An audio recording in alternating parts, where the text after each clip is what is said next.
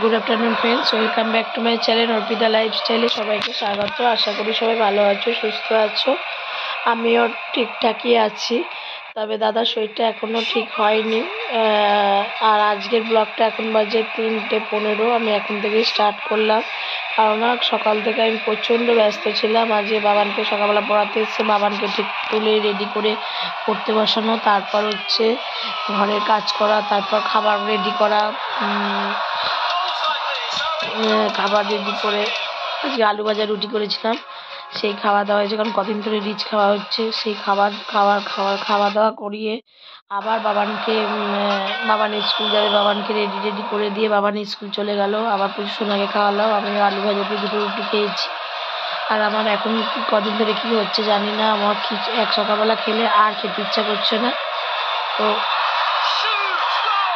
বাবার আমার ক্যালসিয়ামের সাপ্লিমেন্ট একটু দিতে, বাবা ওইখানে আছে, আর জল দিতে, আমাকে ওষুধটা খাই। আমার পায়ের যন্ত্রণা, আমার এই ডান পাটা এত যন্ত্রণা করছে, যে পাটা আমার ভেঙে গিয়েছিল, অপারেশন হয়েছে, সে হয়তো শীতকালের জন্য এত ব্যথা করছে। তো দাঁড়াও আমি ওষুধটাকে খেয়ে নিই, দেখি। এটা হচ্ছে অরিফ্লেমের সাপ্লিমেন্ট আর কি, ক্যালসিয়াম সাপ্লিমেন্ট। দেখতে পাচ্ছ কিনা জানি না। এটাতে যাদের একটু হাঁটু ব্যথা করে, পা কামড়ায়, ব্যথা করে, সেগুলো ঠিক হয়। কিন্তু আমি কদিন খাচ্ছিলাম, মাঝখানে বন্ধ করে দিয়েছি, আবার খুব ব্যথা করছে, মানে এত ব্যথা করছে যে কি বলতে পারবো না। দেখ কি অবস্থা তোর। মানে আজকে আমি পা ফেলতে পারছি না, খুঁড়িয়ে খুঁড়িয়ে হাঁটছি এত। আর কালকে খুব পরিশ্রমটা পড়ে গেছিল। তো দাঁড়া এক সেকেন্ড। তো কালকে জ্যাকেটটাও নোংরা হয়েছিল, জ্যাকেটটাও ভিজিয়েছিলাম, সেটাও আমি আবার মেললাম, কাচলাম, কারণ কাচাকুচি তো করতেই লাগবে প্রত্যেক দিন ডেলি। আর নতুন আলু আনলে তো জানোই, নতুন আলু আনলে দাঁড়া খুব যন্ত্রণা করছে, পারছি না। নতুন আলু আনলে ধুতেও লাগে খুব।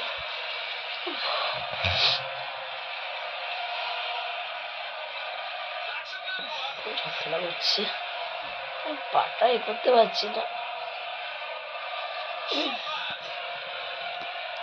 নতুন আলু আনলে যেহেতু নতুন আলু আনতে গেলে ধুতে লাগে, বালি থাকে, সে তো সবাই জানো, সবার বাড়িতে এরকম হয়।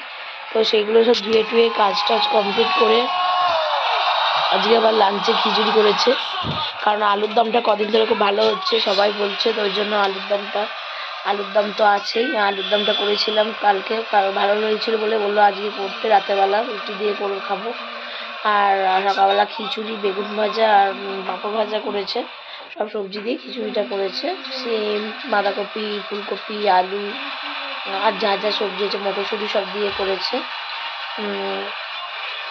ভালোই হয়েছে খেতে, খারাপ হয়নি। খিচুড়িটাও খুব সুন্দর হয়েছে খেতে, কারণ খিচুড়িটা ডালের পরিমাণটা বেশি দেয়, চালটা কম দেয়, আর জন্য খিচুড়িটা খুব ভালো হয়েছে। তো কামড়াচ্ছে না গা হাত পাটা, মানে বলে বোঝাতে পারবো না, আমার প্রচণ্ড যন্ত্রণা করছে, আমার এই ডান পাটা, আমার এত কষ্ট হচ্ছে। ঠান্ডাতেই হয়তো হচ্ছে। তো তারপরে গিয়ে চান করে বাইরে দাঁড়িয়েছিলাম রোদ থেকে এলাম। বাবার মোবাইলে গেম খেলছে, দেখো মোবাইলে গেম খেলছে। অনেকবার বারণ করা হয় কিন্তু শোনে না, কিছু বলার নেই, এখনো বড় হচ্ছে। সবাই বলে ওর পিছনে তো কিছু বলতে না, কারণ কিন্তু ও তো শুনলে আমার এত বলতে লাগতো না। তো ওকেও খাওয়ানো হয়ে গেছে, আমারও খাওয়া হয়ে গেছে, পাঁপড় ভাজা, খিচুড়ি, বেগুন ভাজা।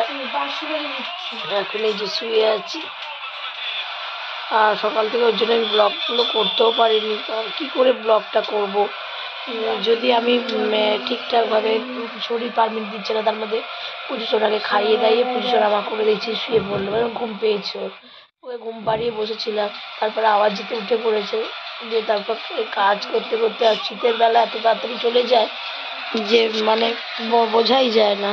আর পাটা আমার সত্যি খুব আমার কষ্ট হচ্ছে, যন্ত্রণাতে আমি আচার খাচ্ছি, একদম পাচ্ছি না, এত কষ্ট হচ্ছে আমার পায়ের যন্ত্রণা। তো চলো তোমরা সাথে থাকো, দেখতে থাকো, আমি আর পরে আসছি। এটা সোদপুরের এতে পায়ে ব্যথা, তাও আমাকে আসতে হচ্ছে আবানের বইটা নিতে, কারণ ওর বই পড়ার খুব অসুবিধা হচ্ছে। তো অনামিকাকে নিয়ে এসেছি বইটা নিতে। সুপ্র স্টেশনে 1 নম্বরে আছে, দোকান থেকে অনামিকা ঘুগনি খাওয়ালো। এখন যাচ্ছি বইটা আনতে। তো চলো তোমরা সাথে থাকো, দেখতে আছি। এটা সুপ্র স্টেশন থেকে একটুখানি হেঁটে আসতে হয় 1 নম্বর প্ল্যাটফর্মে এদিকে। এখান থেকে আমরা লোকরাজ দিতে এসেছি।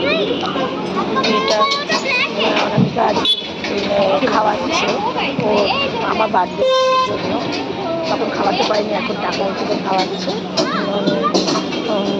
মিক্স নুডলস খাওয়াচ্ছে, অর্ডার করেছে। তো চলো দেখতে থাকো। চলো দেখতে থাকো আমাকে কেমন লাগছে। দেখো আমাকে যা লাগছে আমার পায়ের অবস্থা। চলো এটা এর মধ্যে যেহেতু চিংড়ি মাছ আর চিকেনের পরিমাণটা বেশি থাকবে, তাই এটা 150 টাকা নিয়েছে। আমরা একটাই নিয়ে দুদিনে হাফ হাফ করে নিয়েছি। সব কিছু পরিমাণ মতন দিয়েছে। দেখো পুজো সরার কাণ্ড দেখো, ছেড়ে দে।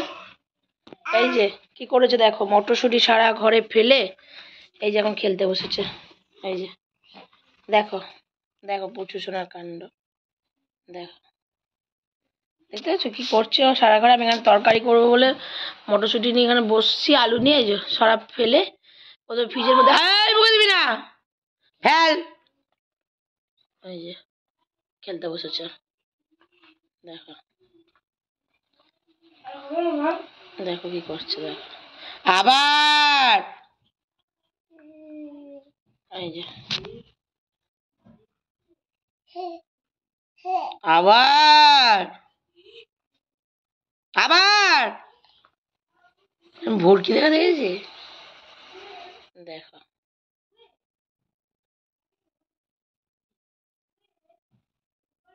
আবার বাড়ি চলে এসেছি, পায়ে খুবই যন্ত্রণা নিয়ে গেছিলাম, মানে বইগুলো আমার আনতেই হবে। তো দাদার তো শরীরটা খারাপ, যেতে পারছে না। আর আমি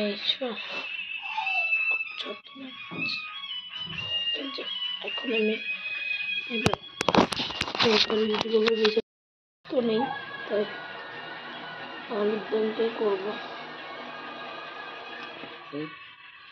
তরকারি রুটি করবো।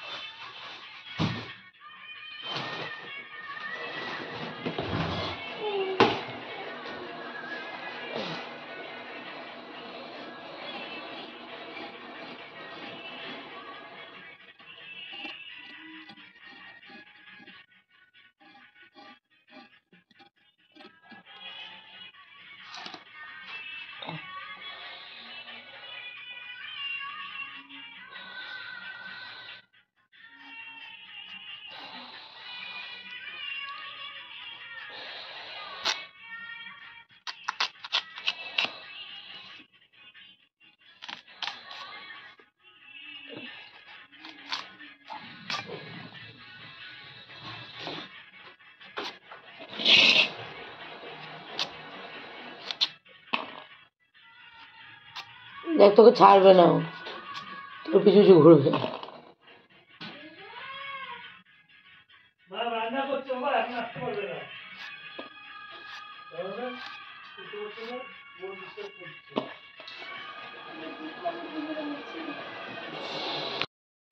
সো ফ্রেন্ডস দেখতেই পাচ্ছ যে আমি চলে এসেছি রুটি তরকারি করে, আর দাদা মিষ্টি নিয়ে এসেছিল, ওদের খাওয়া হয়ে গেছে।